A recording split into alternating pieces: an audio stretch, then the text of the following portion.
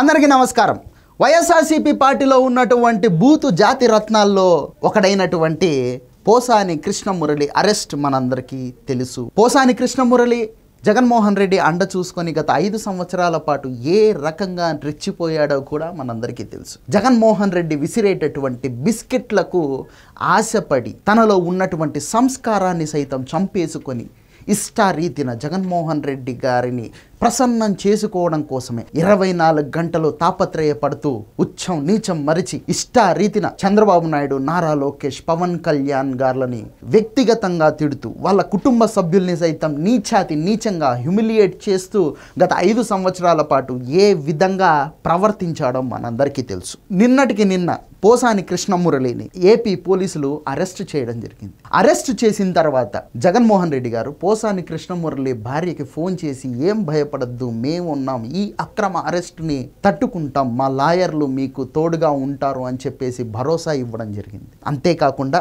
Posani కృష్ణమురళిని arrest చేసిన తర్వాత ఇది అక్రమ అరెస్టు, ఇటువంటి అక్రమ కేసులకు మేము భయపడేది లేదు, పోసాని కృష్ణమురళి చాలా పద్ధతి కలిగినటువంటి వ్యక్తి అని చెప్పేసి వైసీపీ పార్టీకి చెందినటువంటి నాయకులు, పేటీఎం పెయిడ్ కూలి మీడియాలు సైతం అతన్ని వెనకేసుకురావడం చూస్తూ ఉంటే రాజకీయాలు ఇంత నీచంగా ఉంటాయా, ఇంత జుగుప్సగా ఉంటాయా, ఇంత నీచమైనటువంటి మనుషులు రాజకీయాల్లో ఉంటే ఆ రాష్ట్రం యొక్క భవిష్యత్ ఏంటి అనే బాధ ప్రతి ఒక్కరికి కలిగేటటువంటి అవకాశం ఉంది. ఒక బోరుగడ్డ అనిల్ కానీ, ఒక కోడాల నాని కానీ, ఒక ద్వారంపూడి చంద్రశేఖర్ కానీ, శ్రీరెడ్డి కానీ, పోసాని మురళీకృష్ణ కానీ, వల్లభనేని వంశీ కానీ, అనిల్ కుమార్ యాదవ్ కానీ, ఇటువంటి వాళ్ళంతా ఈ బూతులకు సంబంధించి ఎంత ప్రసిద్ధిగాంచారో మనందరికీ తెలుసు.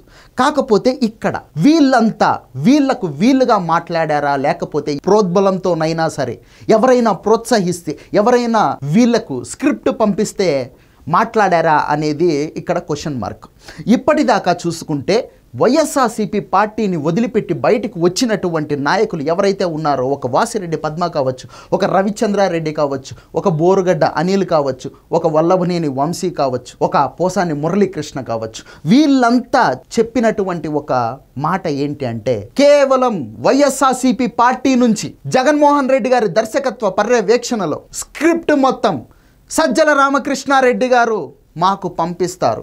వాళ్ళు పంపించినటువంటి స్క్రిప్ట్లో ఉన్నదాన్నే మేము మా శైలిలో మాట్లాడతామే తప్ప మేము వ్యక్తిగతంగా ఎవరిని కూడా టార్గెట్ చేసి తిట్టలేదు, మాకు ఎవరి మీద కోపం లేదు అని చెప్పేసి వాళ్ళు ప్రకటించడం జరిగింది. మొన్నటికి మొన్న వాసిరెడ్డి పద్మ గారు, జగన్మోహన్ రెడ్డి గారు అధికారంలో ఉన్నప్పుడు ఆవిడ మహిళా కమిషన్ చైర్మన్, ఇష్టారీతిన జగన్మోహన్ రెడ్డి గారు ప్రోత్సహించారు కదా అని చెప్పేసి నోటికి పని చెప్పడం జరిగింది. అంతేకాకుండా బాలినేని శ్రీనివాస్ గారు, ఆయన కూడా ఇదే మాటనే చెప్పడం జరిగింది. ఆ తర్వాత వైసీపీ పార్టీని వీడినటువంటి రవిచంద్రారెడ్డి, ఆయన అధికార ప్రతినిధిగా పనిచేశారు, ఆయన కూడా ఇలాగే చెప్పడం జరిగింది. సేమ్ ప్రతి ఒక్కరూ ఆ పార్టీని ఎవరైతే వదిలిపెట్టేసి బయటకు వస్తూ ఉన్నారో ప్రతి ఒక్కరూ చెప్పే మాట ఏంటి అంటే, మేముగా ఎప్పుడు ఎవరిని తిట్టాల్సిన అవసరం మాకు లేదు, మేము తిట్టలేదు కూడా, మేము ఆ పార్టీలో ఉన్నాం. ఆ పార్టీ అధినేత జగన్మోహన్ రెడ్డి గారు సంతోషపడాలంటే, సంతృప్తి పడాలంటే, ఆయనని మేము ప్రసన్నం చేసుకోవాలంటే సజ్జల రామకృష్ణారెడ్డి గారు మాకు స్క్రిప్ట్ పంపిస్తారు. ఆ స్క్రిప్టుతో పాటి మాకు డబ్బులు కూడా వస్తుంది. ఆ డబ్బుతో పాటి ప్రభుత్వ భూములు కానీ, లేదంటే కనుక ఎక్కడైనా ఉన్నటువంటి విలువైన ఆస్తులు కానీ, ఫ్లాట్లు కావచ్చు, కార్లు కావచ్చు, ఇటువంటి తాయిలాలు మాకు సజ్జల రామకృష్ణారెడ్డి గారు పంపిస్తారు.